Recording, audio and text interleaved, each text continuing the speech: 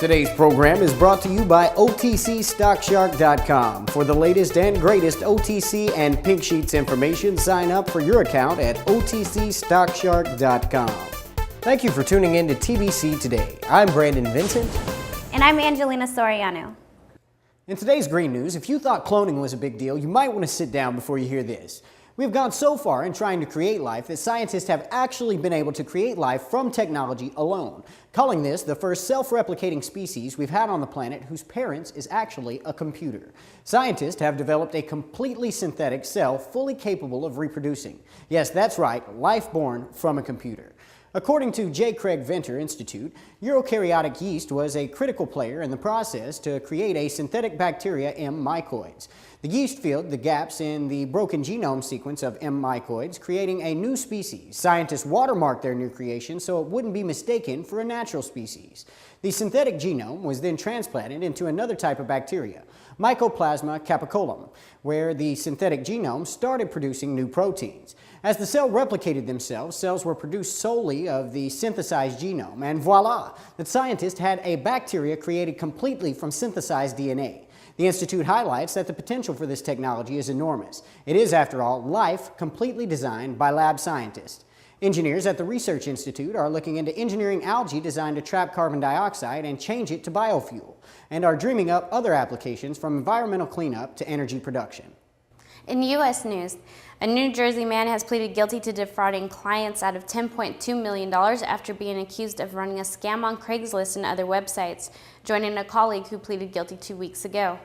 Paul Bultmeier admitted last week to one count of conspiracy to commit wire fraud before U.S. District Judge Jose Linares in New York and New Jersey. The Upper Saddle River resident was released on bail pending a September 1st sentencing. He faces a maximum of 20 years in prison and agreed to make $10.2 million of restitution to victims. His colleague pleaded guilty to an identical charge on May 5th. Investors, including the U.S. Securities and Exchange Commission, accused Bultmeier and Pia Santini of diverting money from clients they attracted through advertisements in print publications on Craigslist and other internet sites, despite they were investing it safely.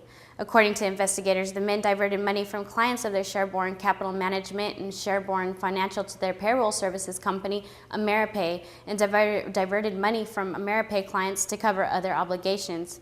Fishman said the scheme ran from December 2004 to May 2009. The SEC filed a parallel civil case against the two defendants last May and won a freeze of the three companies' assets. A lawyer for Bultmeier did not immediately return a call seeking comment. In today's international news, Germany's two houses of parliament approved a package of measures allowing the country to contribute to a nearly $1 trillion bailout package aimed at stabilizing the euro and propping up European nations that are swimming in debt. By approving legislation that provides for loan guarantees of up to $184 billion, Germany offered a sign of jittery investors that Europe's largest economy was committed to trying to solve the continent's debt crisis. Indeed, markets seemed to stabilize after the vote. The package must now be signed by the president. That step is considered largely a formality. But divisions of the lower house of parliament and days of acrimonious debate before the vote highlighted the unpopularity of the bailout among Germans. The lower house of parliament approved the measure by a vote of 319 to 73, but 195 lawmakers abstained, signaling their displeasure not so much with the package, but with their disapproval over how the chancellor has handled a crisis that has tested the credibility of the euro. In entertainment news, for the first time, the CW will have an all-original series lineup. The CW hopes to build off freshman hit The Vampire Diaries with action drama Nikita and give its new cheerleader soap Hellcat some help from America's Next Top Model.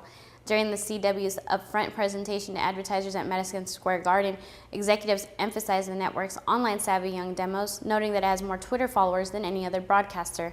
The CW is the first broadcaster to sell its entire fall lineup as on-air ads bundled with online streaming ads, converging the two mediums into a single ad sales focus. All of the CW's fall shows will be available online 3 days after their airing, complete with commercials from the network's advertisers. On Mondays, 90210 will be paired with Gossip Girl, linking two shows with a high concentration of young female viewers. Tuesdays will have One Tree Hill and the sophomore season of Life Unexpected. On Wednesdays, Top Model will lead into Hellcats.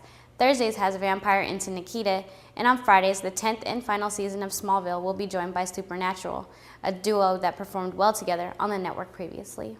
Ever wish you had sonic hearing? Well, now you can with the amazing Silver Sonic XL from Bell & Howell. It's lightweight and small, just like a cell phone ear adapter. The flexible ear mount easily adjusts to fit all ear shapes and sizes, and the molded ear tip lets it fit you comfortably. Best of all, it looks like a cell phone ear adapter. The Silver Sonic XL amplifies sounds up to 50 decibels, so you can easily keep track of your kids at play. And it picks up sounds from more than 30 yards away, so no one will know you have sonic hearing. Her body is amazing.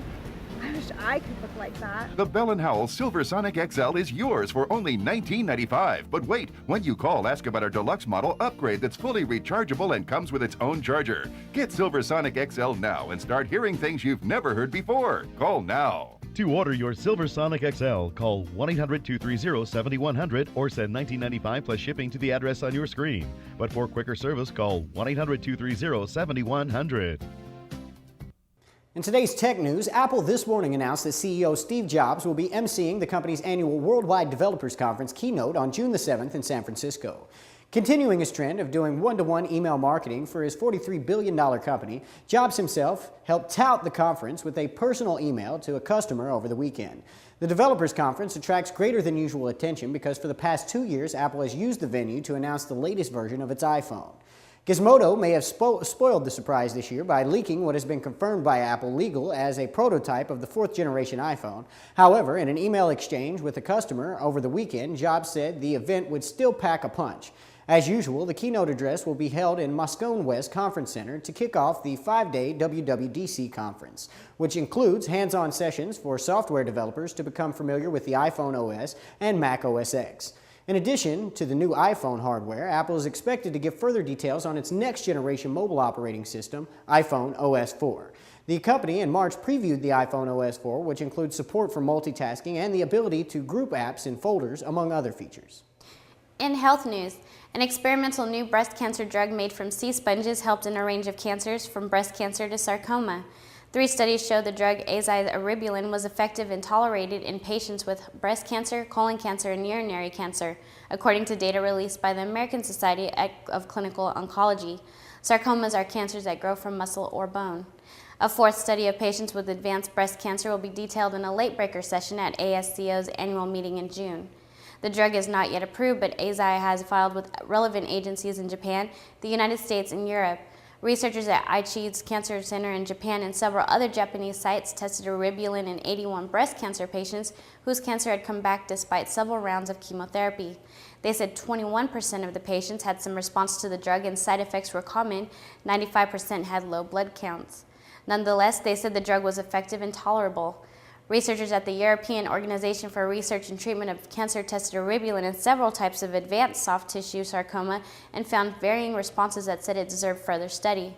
Up to 45% of the patients with one type of sarcoma saw 3 months before their tumors began growing again, a significant result in advanced cancer. And a team led by the California Cancer Consortium at the University of Southern California and elsewhere will report details of a mid-stage study of 40 patients with advanced urological cancer. They said 38% of the group has a response to eribulin. An international team will report more details at the meeting itself in their trial of patients with breast cancer. Thank you for tuning in to TBC Today. I'm Brandon Vincent. And I'm Angelina Soriano.